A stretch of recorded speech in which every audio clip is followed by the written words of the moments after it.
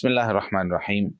फ़लस्तीन के हवाले से हमारे बहुत से स्टूडेंट्स और जानने वाले बहुत दफ़ा हमसे सवालात करते हैं और ज़ाहिर सी बात है उलमा ने बहुत सारी वीडियोज़ इस पे रिकॉर्ड भी करवा दी हैं, लेकिन चंद बातें मज़ीद मैं उसमें ऐड करना चाहता हूँ जो हमें करनी चाहिए।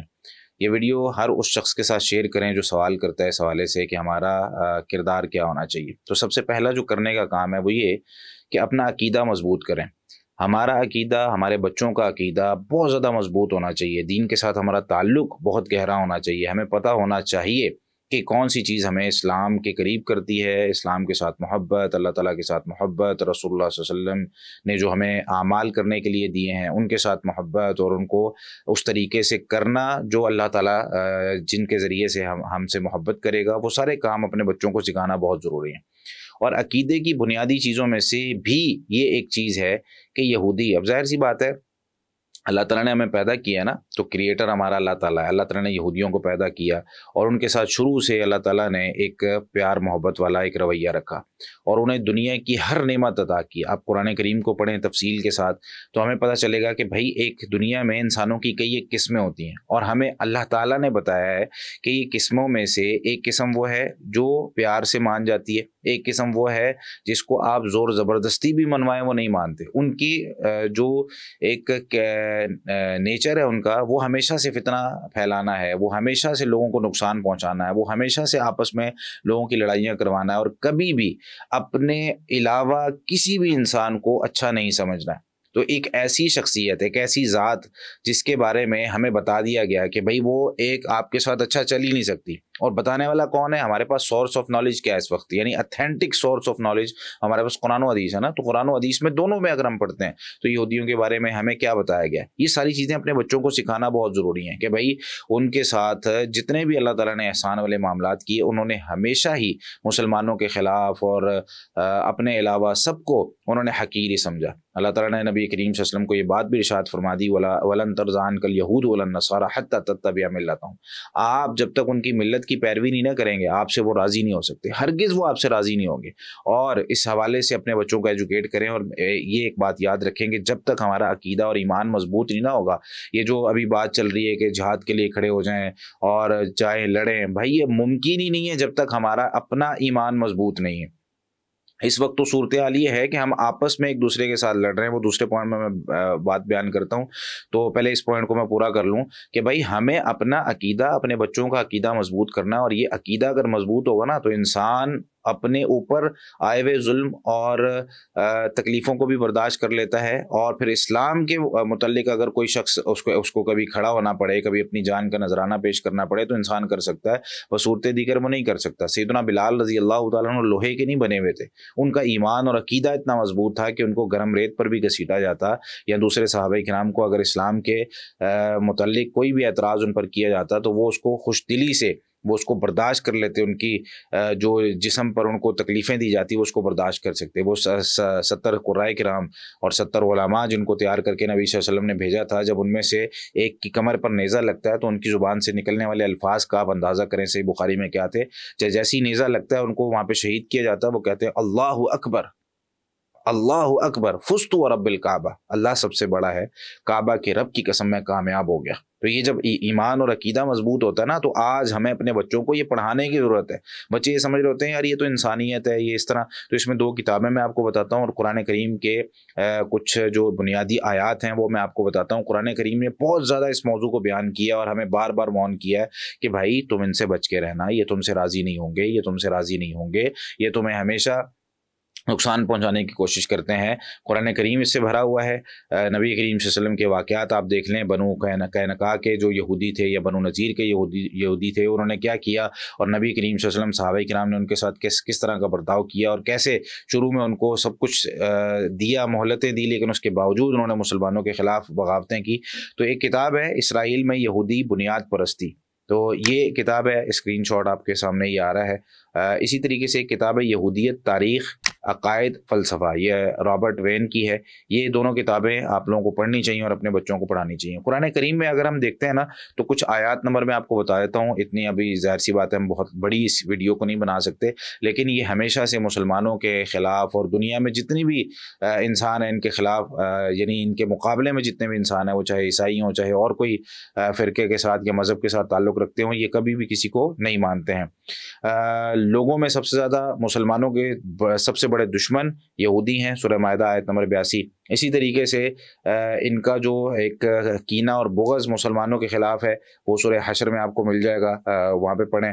इसी तरीके से इनका जो मुसलमानों को और हमेशा से अंबिया अलैहिस्सलाम को कत्ल करना, धोखा देना और इन सारी चीज़ों का तज़किरा भी आपको कुरान करीम में मिल जाएगा। सूरह बकरा में आप पढ़ लें, सूरह बकरा की आयत 100 नंबर आयत पढ़ लें, सूरह माइदा की 64 नंबर आयत पढ़ लें, जिसमें इनका फ़साद और दुनिया में फ़साद फैलाना और फ़साद करना, ये सारा ज़िक्र किया गया है।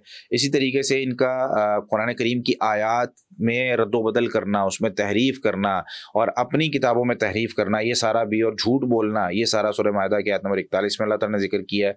इसी तरीके से सूरतुल बकरा की आयत नंबर 96 में इनका दुनिया की ज़िंदगी में बहुत लंबा जीना, इसका ज़िक्र किया है। और इसी तरीके से ये अल्लाह ताला की आयात में और ख़ास तौर पर अल्लाह ताला की ज़ात के हवाले से झूठ बोलते थे और बुराइयाँ ये जो है ना बयान करते थे कि अल्लाह ताला ऐसा है, वैसा है, नाउज़ुबिल्लाह। ये सूरह आले इमरान की आयत 181 और सूरह माइदा की आयत नंबर 64 में आपको मिल जाएगा। फिर अंबिया अलैहिस्सलाम ने, ये इतने खबीस लोग थे कि अंबिया अलैहिस्सलाम ने इन पर लानतें की, ये सूरह माइदा की आयत नंबर 78 में आपको मिल जाएगा। इसी तरीके से ये समझते थे कि हम दुनिया के अंदर हमेशा रहेंगे, हम अल्लाह ताला के महबूब बंदे हैं, हम पर कभी अज़ाब नहीं आएगा। अल्लाह ताला ने इस चीज़ को भी इनके हवाले से ज़िक्र किया सूरह माइदा की आयत नंबर 18 में। सूरह आले इमरान को आप पढ़ेंगे तो ये अपने अलावा, सूरह आले इमरान की आयत नंबर 75 में, अपने अलावा दुनिया में हर बंदे को हकीर समझते हैं। ये समझते हैं कि यार हम सबसे ऊपर हैं। इसी तरीके से अल्लाह ताला का इन पर गज़ब नाज़िल हुआ है और इनको ज़मीन में कहीं एक जगह टिकने नहीं दिया गया, सिर्फ़ इस वजह से कि ये फ़साद जो है ना वो करते थे। आप देखें हिटलर के दौर में भी, नबी करीम सल्लल्लाहु अलैहि वसल्लम के दौर में तो जो हुआ, उससे पहले जो हुआ वो सबके सामने, हिटलर के दौर में हिटलर ने भी जो है वो इनको वहाँ पे रहने नहीं दिया और वहाँ से निकाल दिया। सूरह आराफ की आयत नंबर 168 में आप पढ़ेंगे तो इनको ज़मीन में मुख्तलिफ जगहों पे जो है ना वो इसी तरीके से इनका जो अल्लाह ताला का गज़ब इन पर नाजिल हुआ है, सूरह फातिहा के आखिर में भी है और सूरह आले इमरान की आयत 112 में भी है। इसी तरीके से अल्लाह ताला ने इन पर हमेशगी का अज़ाब नाजिल किया, आयत 167 है सूरह आराफ की। और बहुत ज़्यादा कुरान करीम में इनका तज़किरा किया गया है। ये बताने की ये रेफरेंस मैंने हवाले इसलिए दिए कि भाई हम अपने बच्चों को सिखाएं, अपने बच्चों को बताएं कि जो अकीदे की बुनियादी बातें हैं, कि बच्चे जो हमारा दुश्मन है ना इस दौर के अंदर, अल्लाह ताला ने वो बताया है। कुछ दुश्मनों से ज़ाहिर सी बात है हम तारीख़ क्यों पढ़ते हैं, पुराने जो हमें किस्से और वाक़यात क्यों बताए जाते हैं, क्यों बयान किए जाते हैं, उसके कई एक मकासद होते हैं। 2 उसमें से मकसद बड़े वो ये हैं कि जो पिछलों ने गलतियाँ की हैं ना वो हमने नहीं करनी। अगर हम कामयाब होना चाहते हैं तो वो गलतियां हमने दोहरानी नहीं, और जो जिन लोगों ने अच्छे काम किए वो काम हमने करने हैं। इनसे क्या होगा कि हम बहुत जल्दी कामयाब हो जाएंगे उन लोगों के तजर्बात से फ़ायदा उठा के। तो ये वो लोग हैं जिन्होंने अल्लाह ताला को नाराज़ किया, ये वो लोग हैं जिन्होंने फितना फैलाया, ये वो जो लोग हैं जिन्होंने अंबिया को कत्ल किया, ये वो लोग हैं जो आज भी इंसानियत को कत्ल कर रहे हैं और झूठ बोल रहे हैं, आज भी इंसानियत को कत्ल कर रहे हैं और उन पर इल्ज़ामात लगा रहे हैं, हम पर इल्ज़ामात लगा रहे हैं। उन पर इल्ज़ामात क्या लगा रहे हैं जी, पहले उन्होंने हमला किया, फिर हम दिफाई तौर पर हमला कर रहे हैं। भाई एक फैमिली रह रही है, औरतें बच्चे रह रहे हैं, वो औरतें और बच्चे ईद के दिन में कौन सा हमला कर रहे हैं आप पे? ये सारी चीज़ें ये क्यों की जा रही हैं? ये सिर्फ वो एक जो इनकी सरिश्त में और इनकी जो खिलकत में और इनकी जो एक तबीयत है उसके मुताबिक ये लोग अमल कर रहे हैं और हम लोग खामोशी से बैठ के देख रहे हैं। दूसरी बात जो मैं बयान करना चाहता हूँ वो ये है, मुसलमानों का जो आपस में ताल्लुक़ होता है ना, वो ताल्लुक़ अल्लाह ताला ने हमेशा बयान किया, कुरान करीम में भी, अहादीस में भी। सही बुखारी में हदीस है कि अल मुस्लिम अखुल मुस्लिम, मुसलमान मुसलमान का भाई है।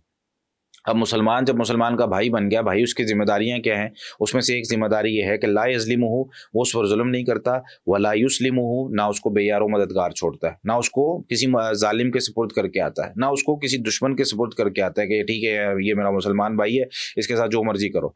लेकिन ये वाली सिफात कब पैदा होती हैं? जब हम अंदर से सही होते हैं, जब खुद सही होते हैं, हमारा मुआशरा जिस सोसाइटी के अंदर हम रह रहे होते हैं वहाँ पे हम सही होते हैं। इस वक्त हमारी अंदरूनी सूरत हाल इतनी ख़राब है कि एक मुसलमान दूसरे मुसलमान के साथ वो एक जगह, हम घरों में एक साथ नहीं रह सकते। सास बहू की दुश्मन बनी हुई है और शोहर बीवी की आपस में नहीं बन रही, वो एक दूसरे पर जादू जिन्नात और इस तरह के मामलात करवाने के चक्करों में है।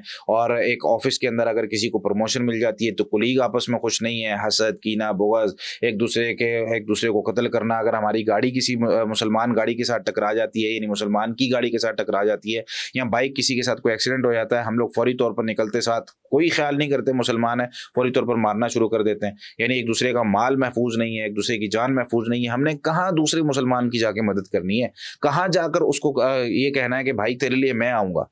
हम जब आपस में एक दूसरे के साथ लड़ रहे हैं, अपने अंदर बैठ, यानी अपने मुल्क के अंदर बैठ के हमारे दीन के हिसाब से फ़िरके बने हुए हैं, और फ़िरकों में जो हमारे एक दूसरे को काफिर कहना, एक दूसरे के खिलाफ हमारी मस्जिदों के अंदर जो काम हो रहे हैं, एक दूसरे के खिलाफ हमारा जो कीना बुग़्ज़ है वो सब नज़र आ रहा है। सियासी हम अगर पार्टियां देख लें तो सियासी एक मुसलमान दूसरे मुसलमान पे, सहाफ़त में हम देख लें तो एक चैनल दूसरे चैनल के खिलाफ बातें कर रहा है। भाई कौन सी जगह है जब हम आपस में एक दूसरे के साथ भाईचारे के साथ कायम है?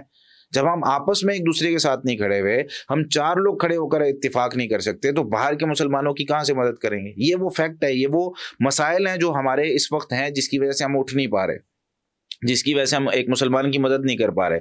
भाई सबसे पहले दीन के साथ खुद जुड़ने की ज़रूरत है। सबसे पहले ज़रूरत है इस बात की कि हम अपने आप को दीन पर अमल पैरा होने वाला बना लें। हम अल्लाह और अल्लाह के रसूल सल्लल्लाहु अलैहि वसल्लम की जो तालीमात हैं उनको अपने ऊपर, कितने लोग हैं जिन्होंने कुरान करीम को तर्जुमे के साथ पढ़ा हुआ है, कितने लोग हैं जिनका अकीदा मजबूत है, कितने लोग हैं जो अल्लाह पर तवक्कुल करते हैं, कितने लोग हैं जिन्होंने लोगों के पैसे देने और वो अदा नहीं कर रहे, कितने लोग इस तरह के हैं जिन्होंने इस्लाम को पढ़ा है, समझा है और ख़ुद समझ कर उस पर अमल करने की कोशिश की। नमाजें हमारी पूरी नहीं है, बुनियादी तौर पर हम किसी चीज़ के, और मेरे भाई होना ये चाहिए, ठीक है आपस में घरों में जहाँ 2-4 लोग होते हैं ना, इख्तिलाफात हो जाते हैं, मैं हूँ, मेरा भाई है, हमारी 100% आरा एक जैसी नहीं होंगी।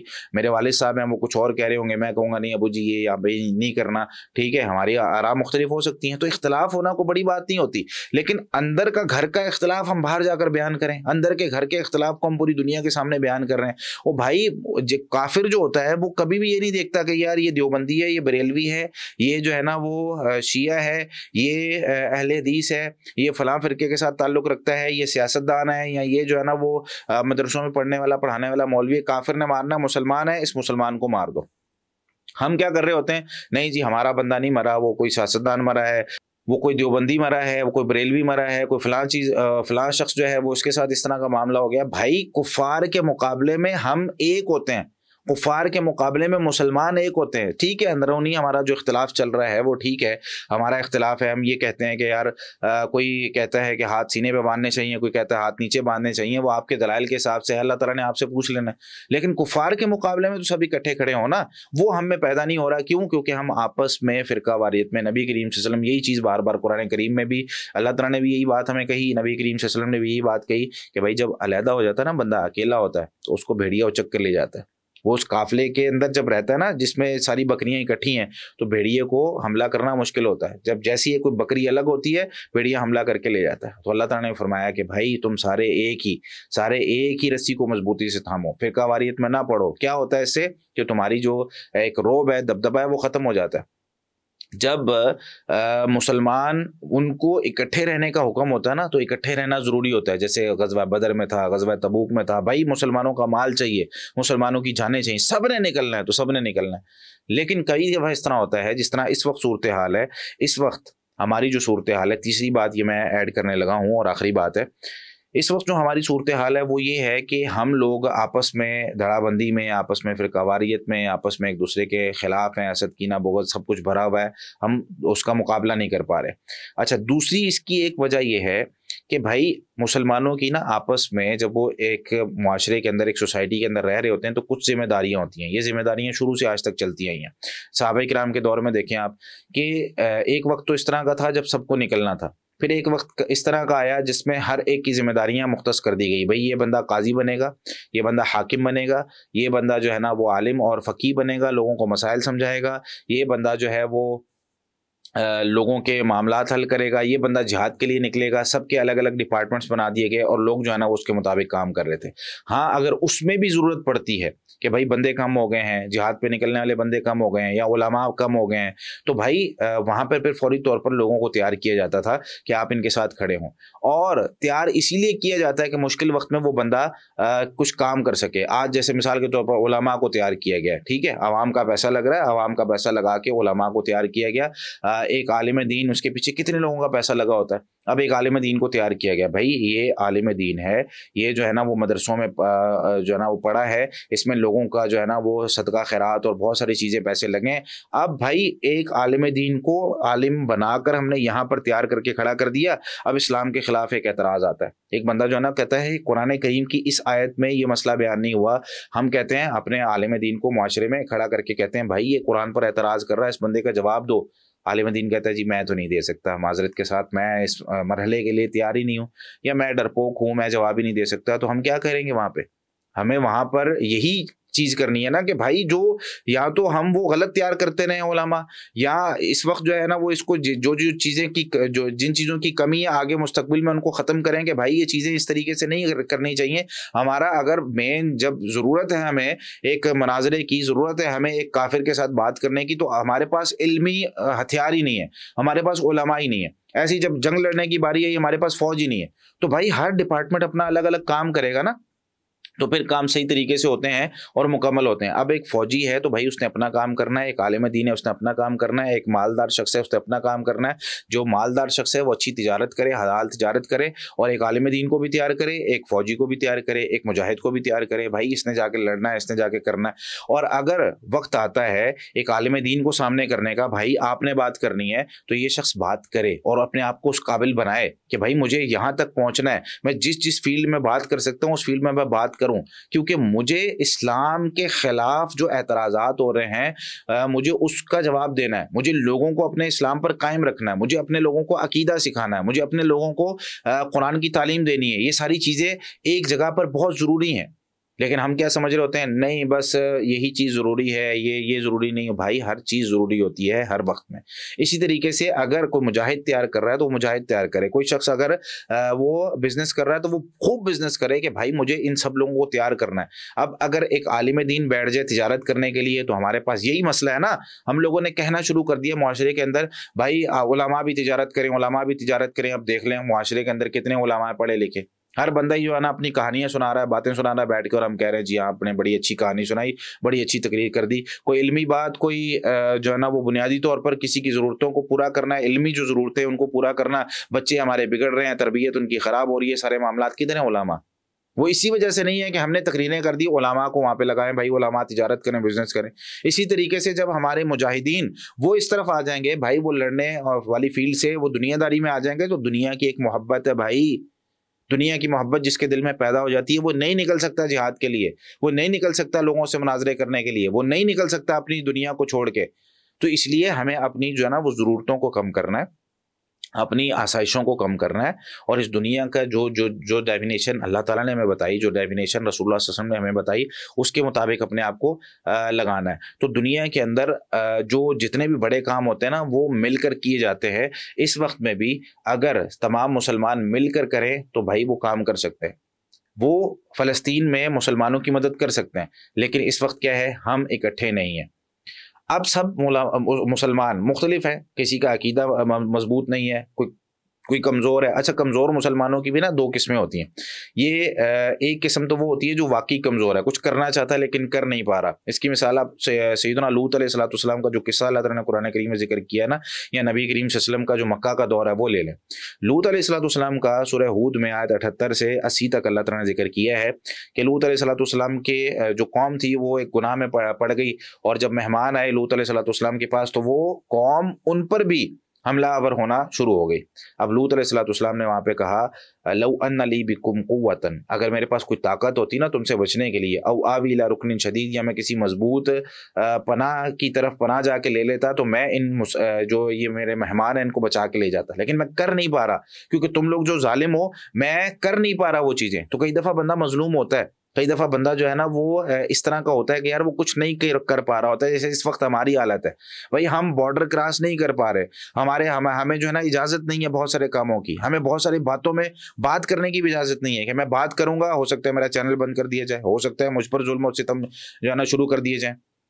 तो इस वक्त सबसे मेन चीज़ जो मैंने बात की शुरू में, अकीदा मजबूत करना। अगर मुसलमान का अकीदा मजबूत होगा ना, वो किसी से घबराएगा नहीं, कुछ भी वो बात भी कर सकता है और वो जो है ना वो किसी के सामने, और जाहिर सी बात है अभी हमने उन तक ये पैगाम पहुंचाना है भाई, हमारे हुक्मरान हैं वो कम अज़ कम कोई वीडियो बना दें, लोगों को बताएं कि यार हम क्या कर सकते हैं क्या नहीं कर सकते। इस वक्त मुल्क की सूरत हाल ये है, इस वक्त बाकी मुसलमान मुल्कों की सूरत हाल ये है, हम इस वक्त इस सूरत हाल में कि हम बात नहीं कर सकते या हम बात करते हैं तो हमारे सामने ये मसाइल आ रहे हैं, तो कम से कम उसमें हमें बता दिया जाए, लेकिन नहीं बताया जा रहा। हम इस वक्त जो है वो इस ऐसी सूरत हाल में कि भाई हम कुछ नहीं कर पा रहे, तो कम से कम जो हम कर सकते हैं वो करें और वो मजबूती से करें, और अपने ठीक है जो हमारे अकायद हैं उनको मजबूत करें। जो हम कर सकते हैं वो कर, यानी वो कौन से काम है, सबसे पहले तो भाई इस्लाम पर अमल करना, अपने अकीदे को मजबूत करना, यानी अपने अकीदे, अपने बच्चों के अकीदे इतने मजबूत करें कि उनको कभी भी दुनिया के अंदर और अपनी जो ज़रूरतें है ना ज़िंदगी में, इस वक्त जाहिर सी बात है हर बंदा ये कहता है यार ठीक है उसकी तकलीफ़ है, उसकी तकलीफ़ को अपना ना समझना, एहसास हमारे अंदर ख़त्म हो चुका है, हमारी हया मर चुकी हुई है। हमारा बच्चा टिकटॉक की वीडियोस देखता है, बनाता है, हमारा बच्चा म्यूजिकल वीडियोस बना रहा है, हमारा बच्चा जो है ना वो ऑनलाइन अर्निंग कर रहा है, हलाल है हराम है, जिस तरीके से मर्जी जो मर्जी बेच रहा है, अपने घर की इज्जतें बेच रहा है, सब जायज़ है। क्यों? पता ही नहीं है, इस्लाम का पता ही नहीं है। तो भाई जब इस तरह का होगा तो कौन जान देने के लिए निकलेगा, कौन जो है ना बाइकआउट करेगा। बाइकआउट भी तब किया जाता है जब ये ईमान इंसान का अकीदा मजबूत होता है, भाई नहीं खानी मैंने, ये खाए खाए बगैर मैं मर थोड़ी जाऊंगा। तो बाइकआउट भी वही करता है भाई जिसका अकीदा और ईमान मजबूत होता है। तो हमें इस वक्त क्या करना है, सबसे बड़ी चीज जो होती है वो है दुआ करना। दूसरी चीज़ जो है वो ये है कि आवाज़ उठाएं, सोशल मीडिया पे ट्रेंड चलाएं, आवाज़ उठाएं, सोशल मीडिया पे हर जगह उनके जुल्म के खिलाफ आवाज़ होनी चाहिए कि भाई तुम गलत कर रहे हो। अगर अकाउंट्स बंद हो सकते हैं, अगर कोई इस तरह का मसला हो सकता है, तो भाई उसमें अल्फाज का चुनाव कुछ इस तरह का कर लिया जाए जिसके अंदर हम बात कर दें और अगला शख्स जो है वो उसको ये मौका ना मिले कि भाई किस तरीके से जो है ना वो इस बंदे के अकाउंट को बंद करना है या इसने हमारे खिलाफ बात की है। तो भाई कम से कम आवाज़ उठाएं, हर जगह पे आपको नजर आना चाहिए। जो लोग माली मदद कर सकते हैं, मुसलमानों की माली मदद करें, अपने मुसलमानों की भाई माली मदद करना ये बहुत ज़रूरी है। इसी तरीके से बाइकआउट जो इस वक्त हो रहा है वो बहुत ज़्यादा करें कि कम से कम हम उनको ये नुकसान पहुंचा सकें, और ये होना तो हुकूमती सतह पे चाहिए लेकिन नहीं हो रहा, जाहिर सी बात है। मेन चीज़ वही है कि हमारा ईमान अकीदा वो मजबूत नहीं है, हमें मसाइल का पता ही नहीं है। तो अगर हम जो कर सकते हैं वो यहाँ पे करेंगे, और उसके अलावा मेरे भाई हमने जो मेन चीज़ है वो कि जिसकी जिम्मेदारी है उसको जगाना है, उसको कहना है भाई ये तुम्हारी जिम्मेदारी है, उठो जाके हमें बताओ कि क्या करना है।